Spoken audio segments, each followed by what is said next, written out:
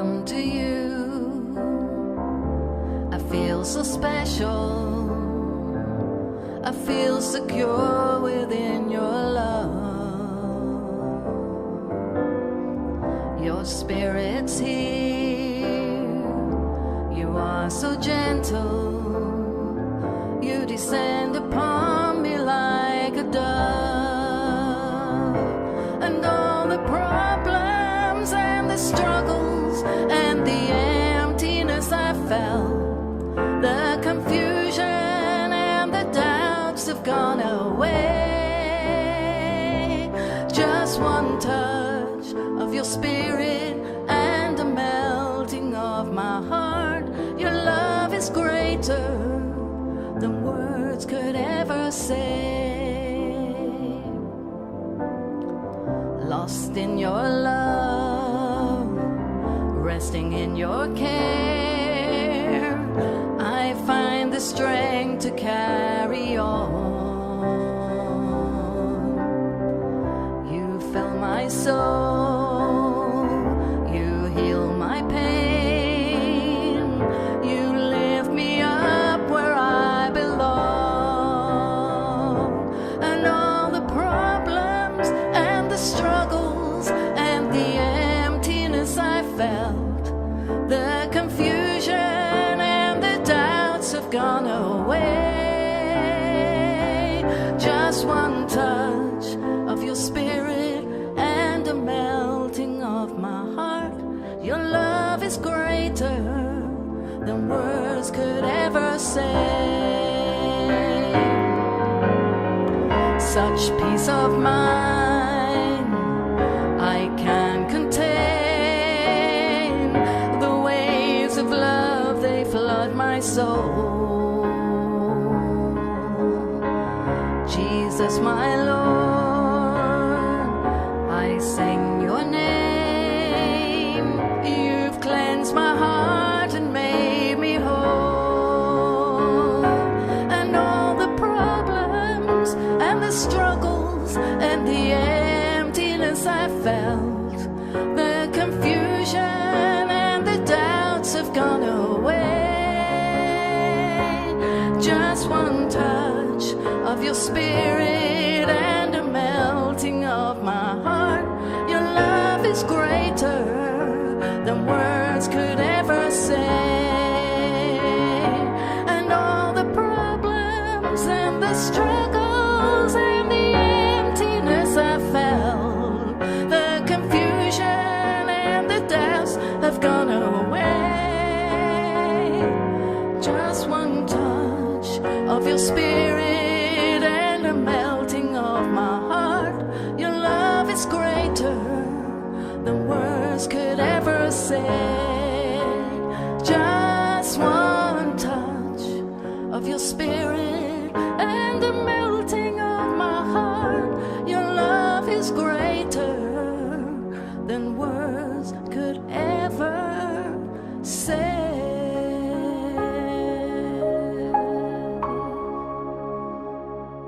I met my husband Nick in a Salvation Army men's shelter for the homeless alcoholics. I was with a team of ministers that were going in to team of musicians that were going in to minister to them. And as Nick always says, I must have ministered very well because we'd been happily married for 37 years. We served for 2 years in the Salvation Army Leicester, the first 2 years of our marriage. And then after 2 years, we left the Salvation Army. We believed that God had other plans for us. And I remember at the time thinking of Noah in the Bible, when God called Noah to build an ark or a boat, and everybody laughed at him because there was no rain, it was a drought. And why was he building this ark? But he acted in obedience to God and he stepped out. And of course, we know in the Bible that the floods came and the world was destroyed and all those in the ark were saved. So it kind of felt a little bit like that. It seemed like a crazy move, but we were just obeying God. And so we moved to Atherton in Lancashire, England, and we lived with my granny until we got a house to live in. And while we were there, When we moved, I was pregnant with my first child. While we were there, Kirsty was born. She was born on the 17th of August, 1988, and she was 8 pounds 3 ounces. And I remember just holding this baby in my arms and thinking, wow, this is our baby. And I felt so much joy. She was our pride and joy, and she still is our pride and joy. And we have unconditional love for Kirsty, and we always will. I got pregnant more or less straight away with my second child, because before Kirsty, I'd had a miscarriage, and it took quite a long time to conceive again with Kirsty. So the second child was coming very quickly, and soon on in the pregnancy, the scans were showing that something was wrong, and the doctors were saying there's problems with the baby. They actually described the baby as having a small head. Now, they probably just meant that the baby was small, but for me, a young pregnant mother, I was alarmed, and I thought, what am I carrying? You know, I just imagined this baby with a tiny head. So there was worry and anxiety even during the pregnancy. She wasn't growing, she wasn't developing. I only put on half a stone the whole pregnancy. Anyway, on the 20th of August 1989, 1 year and 3 days after Kirsty was born and 3 weeks before my baby was due, I went into the hospital. They were bringing me in for 10 days of observation where they could keep an eye on me. So Nick dropped me off. He went to pick up my mum from the airport. She was flying over from Northern Ireland to look after Kirsty.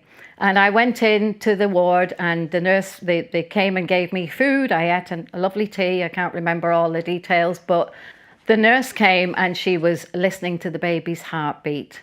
And I listened and I could hear, and it was like really, really slow. And I thought, that doesn't sound right. And I said, is everything okay? And she says, yeah, I think there's just a problem with the machine. And she disappeared.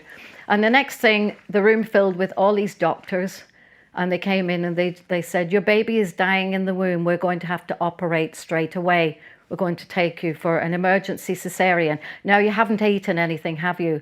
I says, well, yeah, I've just had my tea. So they made me describe everything that I'd eaten, right down to every detail. And then he just said to me, I just have to let you know that you may not survive this. You may choke because you've eaten, and you may not come through this. And I was taken away off to a little room to get prepared for this surgery. So you can imagine how I felt. I was actually trembling. I was alone. There was no mobile phones in those days. Nick wasn't there, and I was just shaking with absolute fear in this room. And they were putting my clothes into a bag, and I was thinking, oh, if I don't make it, so they're just going to hand him the bag. Rings and all had gone in, and say, sorry, she didn't make it. So I was very fearful. I felt very fearful, and I felt very alone. You see, we're not always full of faith. Sometimes life circumstances cause us to be full of fear. But anyway, I went for the surgery, and the next thing, I opened my eyes and I just heard a voice say, you have a little baby girl. And our daughter Grace was born. She was only 2 pounds 15 ounces, even though she was so close to full term. And they took her straight away into special care. I never got to see her at all. She went into the special care unit and she was placed in an incubator. And eventually, after a few days of my recovery, I was able to go and to see her, and we had to put gloves and gowns on, and we could just reach through and be able to touch her through the incubator. I really was in a state of shock. The shock even of just what I'd just been through myself. But one thing I knew was that in spite of my fears and all the uncertainties, that God had brought me through, and we had a new baby.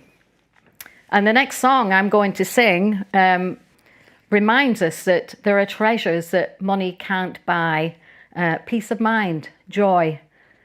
And it's called In Your Presence is Fullness of Joy.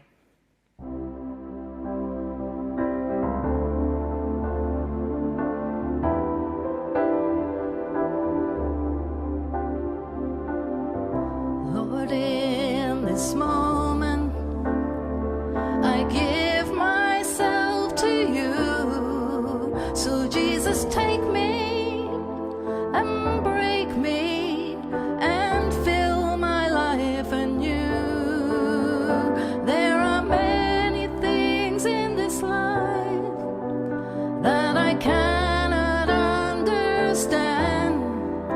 And so I look to you with confidence and hold my Father's hand.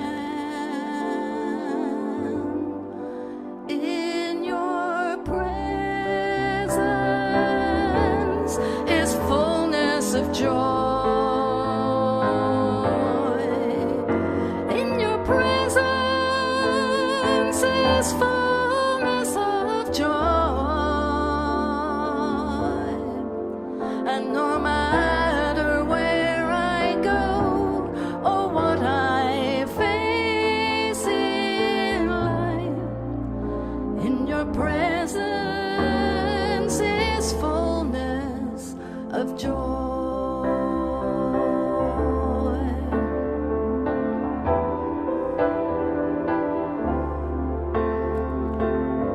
Whenever fears and heartaches grip my life so tight, I look to you and see those tears of pain for me. You say I understand how you feel, and it's gonna be alright. So look to me with confidence and feel my love so real. In your presence is fullness of joy. In your presence is fullness of joy. And no matter where I go or what I face in life, in your presence is fullness of joy.